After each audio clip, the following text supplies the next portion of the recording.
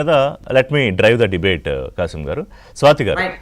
ఇప్పుడు స్వతంత్ర భారతదేశంలో ఆ, అంటే చాలా చరిత్ర మాట్లాడుకునే టైం మనకు ఉండకపోవచ్చు, కానీ ఇలాంటి ఉద్యమాలు నిరసనలో అనేక సందర్భాల్లో వచ్చాయి, ఏదో ఒక కారణంతో, అనేక కారణాల్లో. కానీ ఈసారి వచ్చిన ఈ కాక్రోచ్ జనతా పార్టీ నిరసన ఉద్యమం కానీ, లేకపోతే దీనికి సంబంధించి వాళ్ళని రిజర్వేషన్ హటావో కానీ, ఇంకొకటి కానీ ఇవి ఎక్కువగా గ్లోరిఫై అవ్వడం, అంటే not in a negative sense నేను అనట్లేదు, లేకపోతే ఎక్కువ జనాల దృష్టిలోకి వెళ్ళడం అనేది జస్ట్ సోషల్ మీడియా అనే డిఫరెన్సా? అంటే ద రీచబిలిటీ, అవుట్ రీచ్ పెరిగింది కాబట్టా, లేకపోతే అసలు ఎప్పుడూ లేనట్టుగా, దేశ చరిత్రలో ఎప్పుడూ లేనట్టుగా మొట్టమొదటిసారి దేశంలో యువత ఆవేశంగా ఉన్నారా? సార్ గతంలో సార్ కాసిం గారు ఒక నిమిషం, స్వాతి గారు మాట్లాడాక మళ్ళీ వస్తాం మీ దగ్గరికి.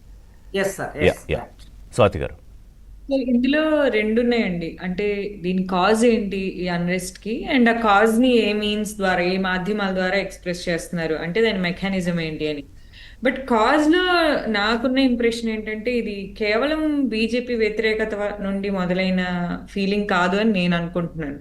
ఎందుకంటే ఈ సీజేపీని కానివ్వండి, అపోజ్ చేస్తున్న స్టూడెంట్ యాక్టివిస్ట్ ని చాలా మందిని గమనించిన, సిద్ధాంతపరంగా బీజేపీతో అపోజిషన్ పెద్దగా కనిపించట్లేదు. ఏవైతే మేజర్ ఇష్యూస్ ఉన్నాయో బీజేపీని అపోజ్ చేస్తున్న వాళ్ళు మాట్లాడుతున్నవి, బీట్ కమ్యూనల్ ఇష్యూస్ ని మెయిన్ స్ట్రీమ్ చేయటం కానివ్వండి, కొన్ని డివిజివ్ పాలిటిక్స్ ప్రాక్టీస్ చేయటం కానివ్వండి, అలాంటి ఇష్యూస్ మీద డిఫరెన్స్ లేదు. మేజర్గా వీళ్ళు రేజ్ చేస్తున్న issue education, students issues, employment, unemployment issue, inflation, ఇలాంటివి వస్తున్నాయి. సో ఇది చూస్తే మోర్ యాంటీ ఇన్కంబెన్సీ లాగా ఉంది. అంటే ఏ గవర్నమెంట్ అయినా ఆఫ్టర్ 2 సక్సెసివ్ టర్మ్స్ ఒక స్టాగ్నేషన్ ఉంటుంది.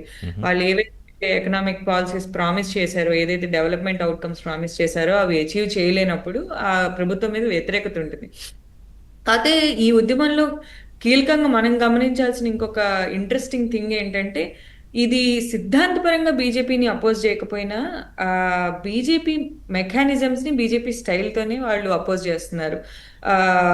మోడీ మీద వస్తున్న కామెంటరీ కానివ్వండి, బీజేపీ యొక్క ప్రాపగాండాని అటాక్ చేయటం కానివ్వండి, ఇది జెన్జీ యూనిక్నెస్ అని నేను అనుకుంటున్నాను. ఎందుకంటే నేను నా ఇంటరాక్షన్స్ లో చాలా మంది యంగ్స్టర్స్ నేను కలిసినప్పుడు they can see through propaganda. అంటే వాళ్ళు ఏ లీడర్ అయినా, ఈ పార్టీ ఆ పార్టీ లేదు, ఒరిజినల్లీ ఫేక్ ని వాళ్ళు కొంచెం క్విక్ గా గమనించగలరు. ఐ థింక్ సోషల్ మీడియాకి యాక్సెస్ ఉంటాం, కొంచెం ప్రపంచాన్ని చూడటం వల్ల.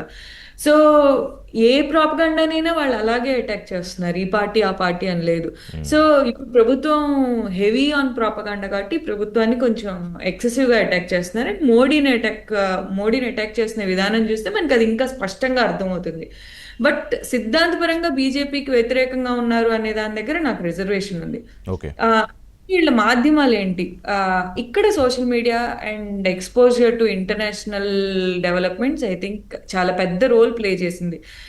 మీరు గమనిస్తున్న ఈ జనరేషన్ వీళ్ళు రెగ్యులర్ స్టూడెంట్ లీడర్స్ కాదు. అంటే ఇది వరకు స్టూడెంట్ పాలిటిక్స్ అని క్యాంపస్లో స్టార్ట్ అయ్యేది.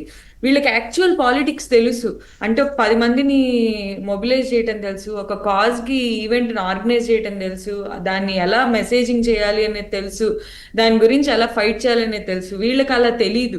అంటే వీళ్ళకి ఒక సిద్ధాంత బేసిస్ కూడా లేదు, ఒక ఐడియాలజికల్ కొహీరెన్స్ కూడా లేదు. వీళ్ళందరూ జస్ట్ కాంటెంపరీ సిస్టమ్తో మోస్ట్లీ ఫ్రస్ట్రేట్ అయిన వాళ్ళు. కాసిం గారు అన్నట్టు ఏదర్ ఫ్రీడమ్ ఆఫ్ స్పీచ్ వల్ల ఫ్రస్ట్రేట్ అయిన వాళ్ళు అయి ఉండొచ్చు, లేదా అన్ఎంప్లాయ్మెంట్ వల్ల ఫ్రస్ట్రేట్ అయి ఉండొచ్చు, ఇన్ఫ్లేషన్ వల్ల అయి ఉండొచ్చు. ఫర్ డిఫరెంట్ రీజన్స్ వీళ్ళందరూ వచ్చారు. బట్ వీళ్ళందరూ ఫీల్డ్ పాలిటిక్స్ చేసే యంగ్స్టర్స్ కాదు, వీళ్ళంతా మోర్ సోషల్ మీడియా పాలిటిక్స్ చేసే యంగ్స్టర్స్. వీళ్ళు ఒక లైక్ చేయగలుగుతారు, ఒక కామెంట్ చేయగలుగుతారు, ఒక షేర్ చేయగలుగుతారు, కానీ ఫీల్డ్కి వచ్చి ఉద్యమం చేయమంటే చేసే యంగ్స్టర్స్ కాదు. అలాంటి యంగ్స్టర్స్ ఫీల్డ్కి తీసుకురాగలిగింది కాక్రోచ్ జనతా పార్టీ. అది ఇన్నోవేషన్ అనొచ్చు. ఇప్పుడు వాళ్ళు ఎలా సస్టైన్ అవుతారు, ఏ కాజ్ తో వాళ్ళు ముందరికి అనేది చూడాలి. ఎందుకంటే స్వాతి గారు, అక్కడే ఒక చిన్న పాయింట్ ఉంది. అంతవరకు ఉన్న ఒక ప్రాక్టీస్ పక్కకి వెళ్ళిపోయి ఇప్పుడు కాక్రోచ్ జనతా పార్టీ కూడా ఒక అభిజిత్ దీప్కే అని అతను సోషల్ మీడియాతో పోస్ట్తో స్టార్ట్ అయింది. లక్షల మంది రోడ్ల మీదకి వచ్చి కేంద్ర ప్రభుత్వం ఎంత ప్రయత్నం చేసినా వర్కౌట్ అవ్వక ఆఖరికి కేంద్ర మంత్రి రాజీనామా వరకు వచ్చింది. అంటే అప్పటి వరకు ఏవైతే ఉన్నాయో, అంటే ఎవరో మనకి సపోర్ట్గా నిలబడలేదనో కారణము, లేకపోతే ఒక ధైర్యం ప్రదర్శించలేనితనము ఏదో ఆపింది. అదొక్కసారిగా బ్రేక్ అయింది అనుకోవాలా?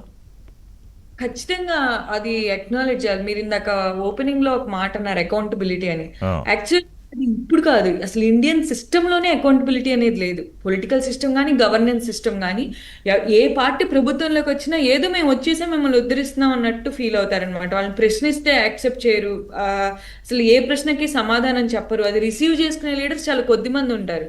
ఈ మోడర్న్ యంగ్స్టర్స్ కి అది సరిపోదు అనమాట. వీళ్ళు ప్రతిదాన్ని ప్రశ్నిస్తూ పెరిగిన జనరేషన్ కదా. ఇంట్లో పేరెంట్స్ ని ప్రశ్నిస్తూ పెరుగుతున్నారు, బయట టీచర్స్ ని ప్రశ్నిస్తున్నారు, ఎడ్యుకేషన్ వ్యవస్థను ప్రశ్నిస్తున్నారు, అన్ని చోట్ల ప్రశ్నిస్తూ వాళ్ళ సిద్ధాంతాలు అన్నిటినీ మార్చుకొని మోడర్నైజ్ అయ్యి ఒక డిఫరెంట్ దృక్పథంతో ప్రపంచాన్ని చూస్తున్న వాళ్ళని అన్ని ప్రశ్నించు, కానీ ప్రభుత్వాన్ని ప్రశ్నించదంటే యాక్సెప్ట్ చేయలేరు. So that is a very very important thing. అది అసలు మన సిస్టంలో ఎక్కడ వెంటౌట్ లేదు.